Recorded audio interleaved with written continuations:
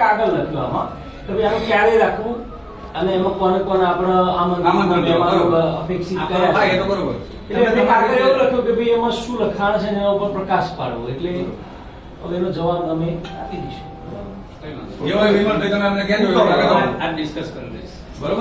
બેઠા પ્રમુખ નથી બેઠા, અમે પ્રમુખ બેન તો નથી આવતા, એમના હસબન્ડ આવું છું. આપણે એ કદાચ વિવાદમાં જો અટકાવતા હોય તો પછી આપણે એમના જોડે આપણે 2 દિવસમાં જઈએ. આપણે તમે તમારી રીતે સાહેબ જોડે એ વાત કરી લે, પછી આપણે એવું લાગે ભેગા થઈને કરીએ. એમ કોઈ 25 જણા આયા એક નેતા એવું નહીં થતું. એ રીતે નથી કરવું.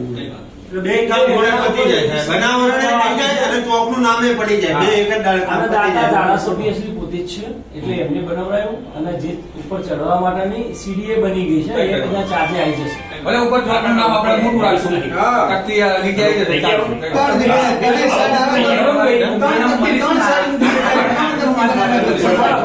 તાત્કાલિક આયોજન કરો. ના, હું કહી દઈશ કે ભાઈ આ બધા આયા હતા અને કીધું આવી જાવ તો નીચે પડી બે ત્રણ દાડામાં ક્યાં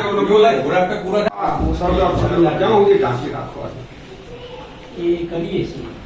એટલે કઈ કામ બાકી છે કે એમ? ના, કામ તો થઈ ગયું છે. એ પ્રમુખને મેં લખ્યું હતું તારીખ આપવા માટેનું. એમ કે તારીખ આપો તો આપણે ગોઠવી દઈએ. પણ સાહેબ પ્રમુખની ના રાહ જોશો. લેટર આવ્યો છે કે ભાઈ બનાવી ગયો તો એ તો ચીફ ઓફિસર શું છે? દાતાએ બનાવ્યો તો દાતાનું જ નામ આવે, એમાં બીજા કોઈનું નામ થોડી આવે. એટલે હું ચર્ચા કરી લઉં. ના ના મારી વાત સાંભળો ભૂરાભાઈ, સાહેબને ચર્ચા કરવી તો કરી લેવા. અમે તો અમારી લાગણી છે સરદાર પટેલ માટે, એટલે અમે 5 દિવસ રાહ જોશું ભાઈ. અમે અમારી રીતે અનાવરણ અમે વડીલો અને ધ્યાન દઉં કે ભાઈ આ રીતે 25 માણસો અનાવરણ ન કરે, મજલિસ સ્વરૂપે કરાવવું. એમની એ ધ્યાન દોજો. અને આપણા જે ચોકનું નામ છે તમે આમાં આવેદન પત્ર પ્રમુખને આપ્યું આવેદન પત્ર. અને વિમલભાઈ કાઉન્સિલર છે, તમે અમે તમને કહીએ તમારી જવાબદારી અને આ લોખંડી અમે પુરુષને બધા પ્રમુખને ગોઠવી દઈએ. આવો લે આવો આવો અને સરદાર પટેલ નામ સરદાર પટેલ નામ પડે.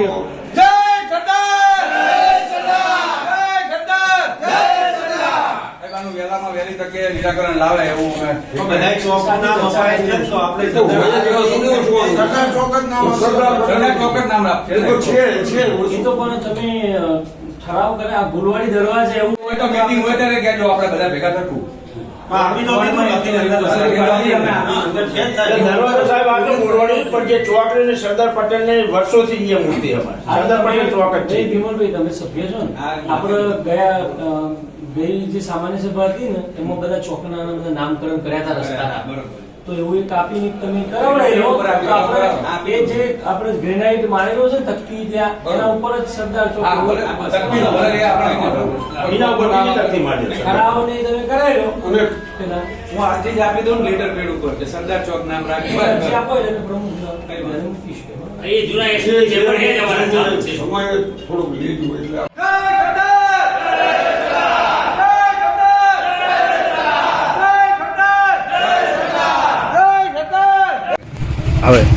આજ રોજ અમે વિરમગામના ચીફ ઓફિસર સાહેબ પટેલ સાહેબ જયેશભાઈ પટેલ સાહેબને અમે આવેદનપત્ર આપ્યું છે.